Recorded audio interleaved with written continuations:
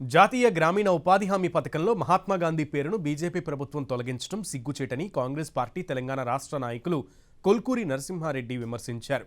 పటాన్చెరువులోని జాతీయ రహదారిపై నూతన చట్టం ప్రతులను తగలపెడుతూ కాంగ్రెస్ నేతలు నిరసన ర్యాలీని చేపట్టారు.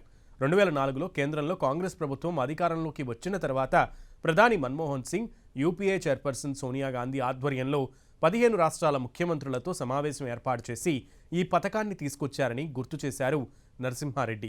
గ్రామీణ స్థాయిలో పేదలకు, రైతులకు, నిరుద్యోగ గ్రామీణ మహిళలకు ఎంతో ఉపయోగపడే పథకమని అన్నారు. మహాత్మాగాంధీ పేరు తొలగించడం బీజేపీ ప్రభుత్వ అవివేకమని మండిపడ్డారు కాంగ్రెస్ రాష్ట్ర నాయకులు నరసింహారెడ్డి. కేంద్ర ప్రభుత్వము, బీజేపీ మోడీ ప్రభుత్వము నూతనంగా తీసుకొచ్చినటువంటి జీ బిల్లుకు వ్యతిరేకంగా ఇవాళ పటాన్చెరు పట్టణ కాంగ్రెస్ సంగారెడ్డి జిల్లా ఐఐటి ఆధ్వర్యంలో మరి చట్టం చేసినటువంటి ప్రతులను తగలబెట్టడం జరిగింది. ఈరోజు మోడీ ప్రభుత్వము మహాత్మా గాంధీ గారిని పేరు తొలగించి జీ అని పెట్టడం జరిగింది. ఇది పూర్తిగా ఉల్లంఘన.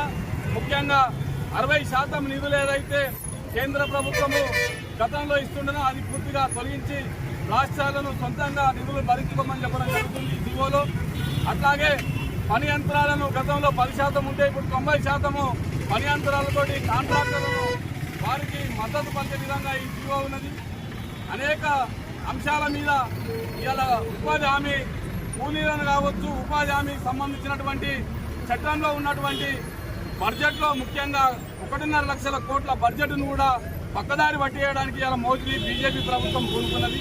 రేపు రాబోయే రోజుల్లో మహాత్మా గాంధీ గారిని మేము ఖచ్చితంగా జాతిపితను అదే విధంగా ఉండాలి, పాత చట్టాలని అట్లనే కొనసాగించాలని చెప్పేసి మేము డిమాండ్ చేస్తున్నాం.